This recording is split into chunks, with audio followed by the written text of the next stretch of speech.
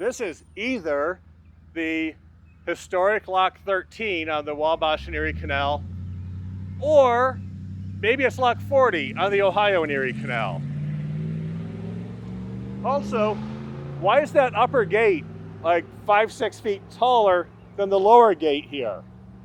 And finally, who thought it was a good idea to put a major park entry road right across the top of this historic structure?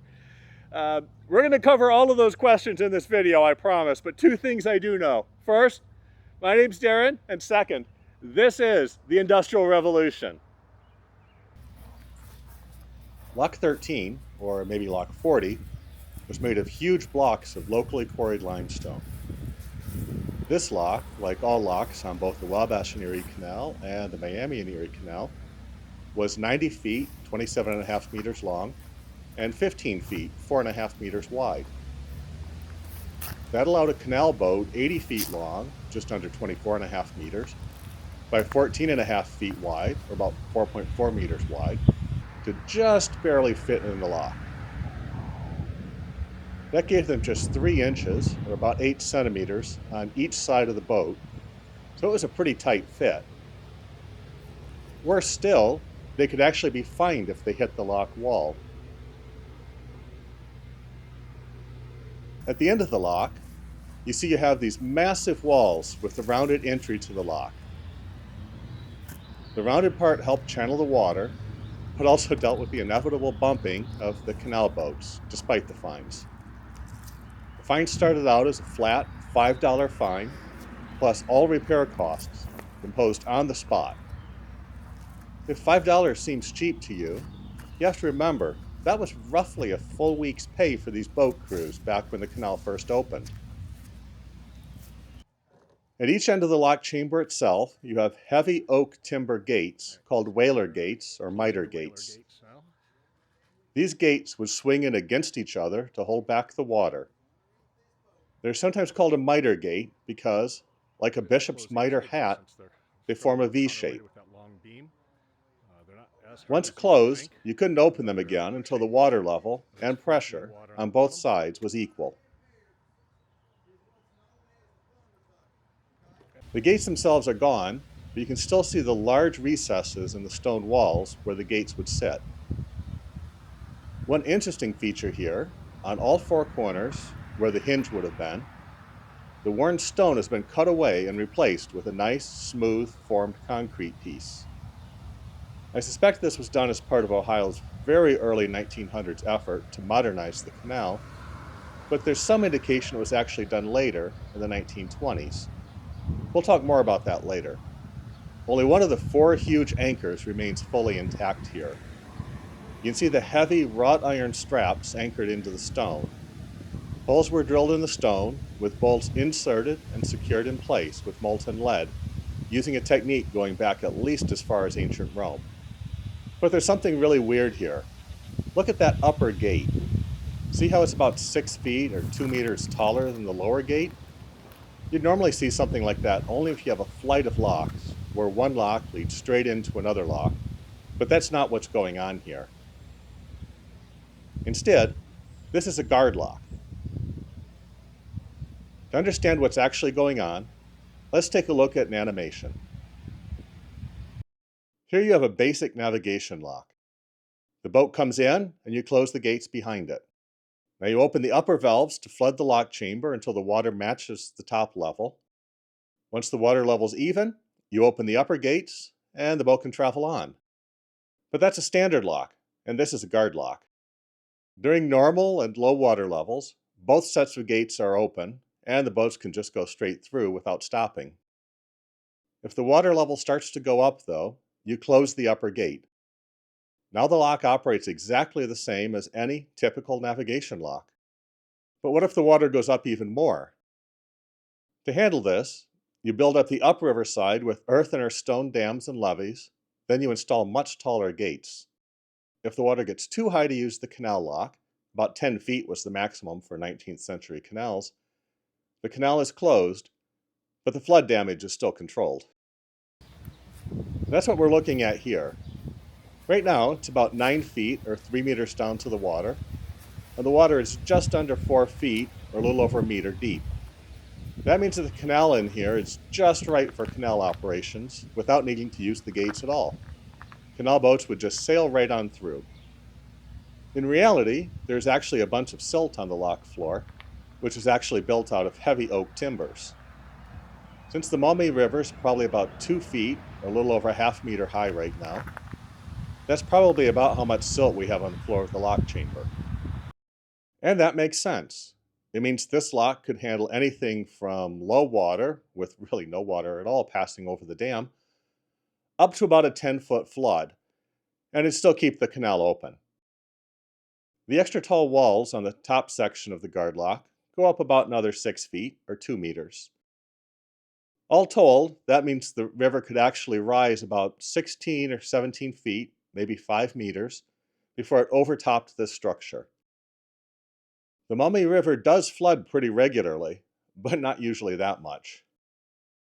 Unfortunately, it did happen, and it brought devastating consequences.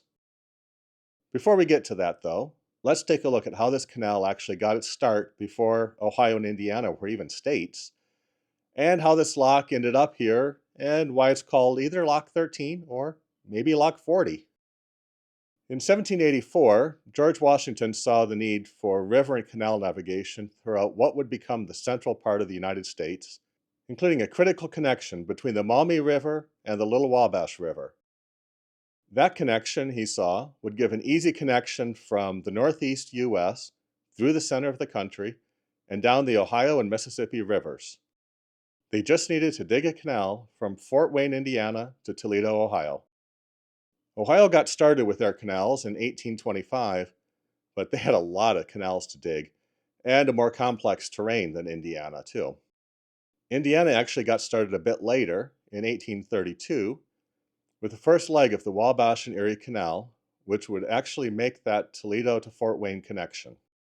Indiana's Wabash and Erie Canal made good progress over fairly easy terrain, arriving in Junction, Ohio, then turning northeast, paralleling the Maumee River, all the way to Lake Erie. All along these canals, they dammed up nearby rivers to ensure a good water supply. This is the 1924 incarnation of Independence Dam, right next to Lock 13, but this isn't how it started. Originally built around 1840 as a wooden crib dam, it was made of large wooden boxes filled with rocks and gravel.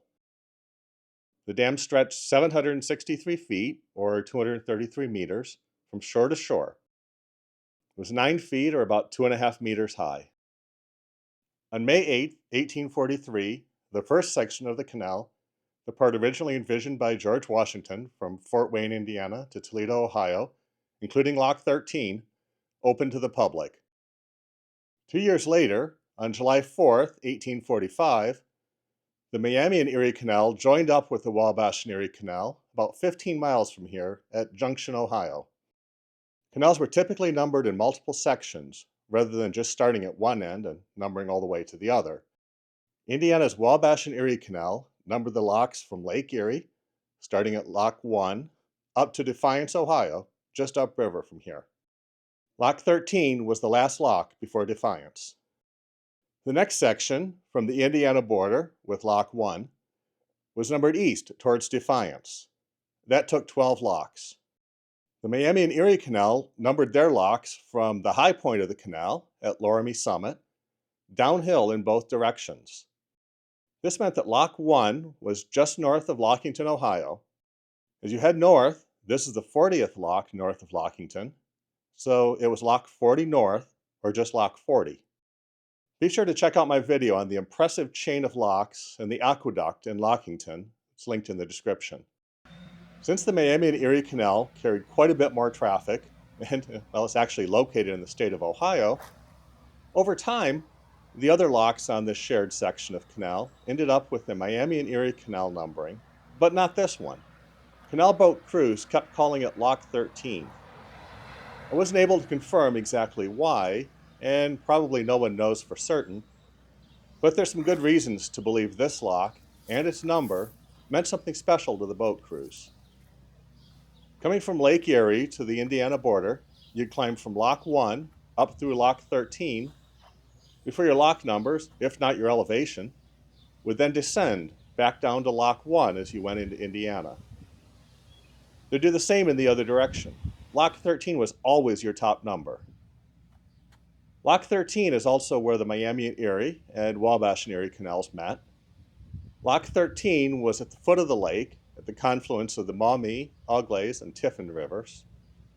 Lock 13 was the base of a 4.5 mile, 7.25 kilometer slackwater navigation section of the canal, where the canal turned out into the lake behind Independence Dam. Lock 13 was also where you could be stuck waiting and waiting and waiting if there was a flood, as this guard lock and others on the canal would close the canal at times of extremely high water. And finally, people at the time could be pretty superstitious, and 13 is tied in with that, of course. So try as they might, the state of Ohio and the Miami and Erie Canal were able to do a lot of great things, but in the end, they just couldn't rename Lock 13. Hey, I just want to take a second to thank my channel members here, along with all of the Super Thanks supporters. All these people, they make it possible to run this channel.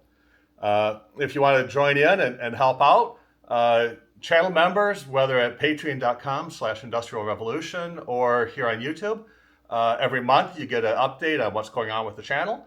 And also, I've just started doing insider videos for channel members. That can be scouting trips or video that just didn't fit for whatever reason into the main video, or talk about what's going on in the area, or just about anything.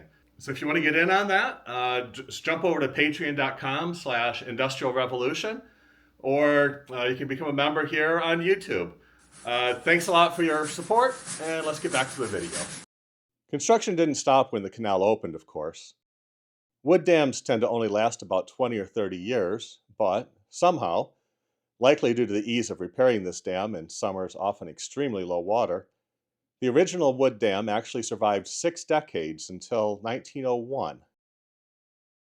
By that point, it had gotten so bad that it just couldn't maintain canal water levels anymore, so they replaced the entire dam with another wooden dam. Although the canal usage was dropping due to railroads, Ohio wasn't really ready to give up on canals just yet.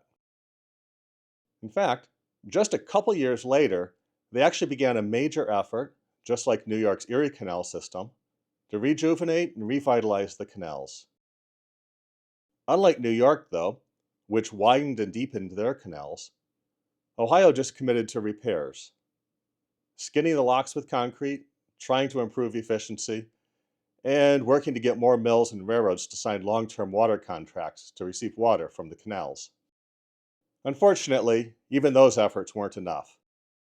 In March 1913, a combination of frozen ground, deep melting snow, and heavy rain caused massive flooding across Ohio, Indiana, and more. The canals were destroyed by flooding, but the railroads fared quite a bit better. Although also damaged, the railroads came to the rescue while the canals couldn't. The future was decided, and the canals were done. Still, since Ohio had long-term contracts to provide water in the canals, they did have to do some repairs, including Independence Dam, which got a new concrete dam in 1924. While actually 111 feet or 34 meters shorter than the original wooden dam, it was still built 3 feet or about a meter taller. It's uncertain if the concrete repair work here was part of Ohio's canal rejuvenation efforts, or if it was done with the 1924 dam repairs.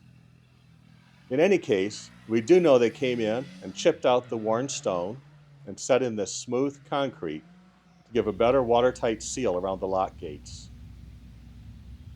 And yes, we do know that there were actually still wooden lock gates here for a while. They still protected from downriver flooding while providing water to the downstream mills. But unfortunately, the Great Flood of 1913 was the end for Ohio's canal navigation. So I really only have one question left. Who put this in? Well, the answer to that, I'm afraid, is in the 1920s, The canal had just recently been destroyed by the Great Flood of 1913. The dam was rebuilt to partly to create the state park here in the early 1920s. And at that point, this really wasn't a historic site.